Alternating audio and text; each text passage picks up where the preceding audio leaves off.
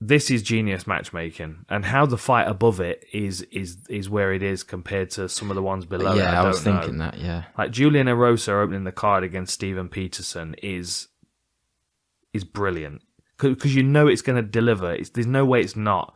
Erosa is at 26-9 at that point in his career where he just doesn't give a fuck. Like, he shows up to finish or get finished. Yeah. Like, the last time he went to a decision was Grant Dawson. That was a hell of a fight, but almost all of his fights are finishes. And he has a lot of flying knees, Dars chokes, variety of stuff. Head kicks to punches, triangle chokes. He's been in the game a long time. And I think when Ollie was here, we were recording a podcast about Julian Erosa. Yeah, it was Charles Jourdain. That was it. Yeah. And my prediction was Erosa because he's been riding the chaos for longer.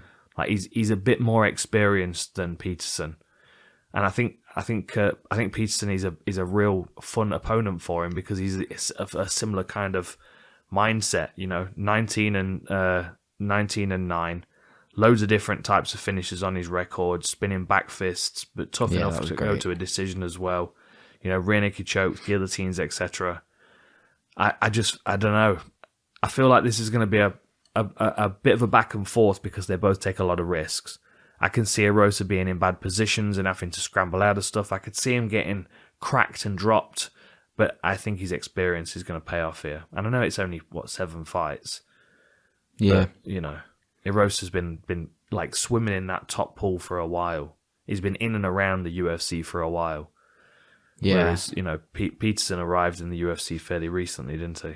Yeah, well, he got that win, spinning back fist win. Then did he fight Chase Hooper after that? That was it. Yeah, he bullied Chase Hooper. Yeah. He just wasn't really ready for that fight. Nah, he looked way older. Yeah, and just big brother, I guess. Right. Yeah. That looked like the high school kid that has been in fucking juvenile detention for 2 years, and he's now come back to beat up the nerd at school, trying to steal his M&Ms. There we go, trying to steal his fucking skateboard.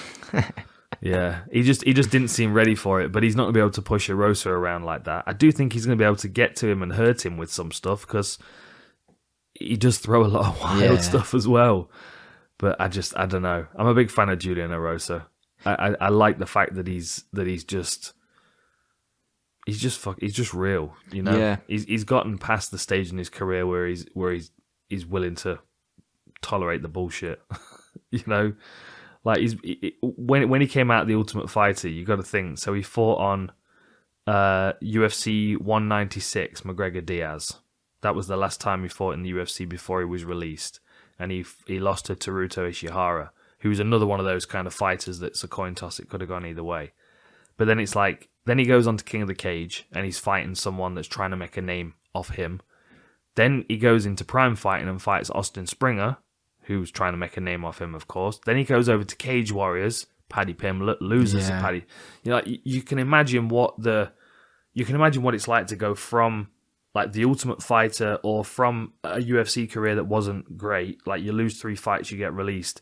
Then you go onto the lower circuit and you get 3 or 4 fights where unless you go to one show and you have a good relationship with that promoter, you're going to find yourself floating around all these shows fighting their local guy. Yeah, the prospects coming through. Exactly. Like Paddy. You never know when you're going to meet a fucking John Jones, you know what I mean? Yeah, Like some guy that's like 10-0 that, not had much experience because he starched everybody, and you just never know. It's a much more difficult scene to be on, I think, especially because you can't find footage, and usually you're getting paid fucking nothing to fight these guys.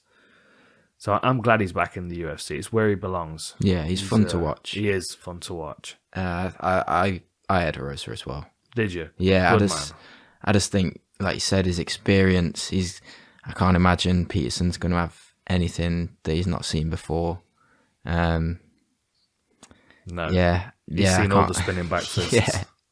And the thing is, like, Erosa's one of them guys, like in the Charles Jourdain fight, when it looks like he's out of, or he's getting a little bit overwhelmed, he'll just pull something out. Crazy. Exactly. He'll wrap a neck. He'll end up with like a Dars choke or something. Okay, we're both going to Erosa. Yeah.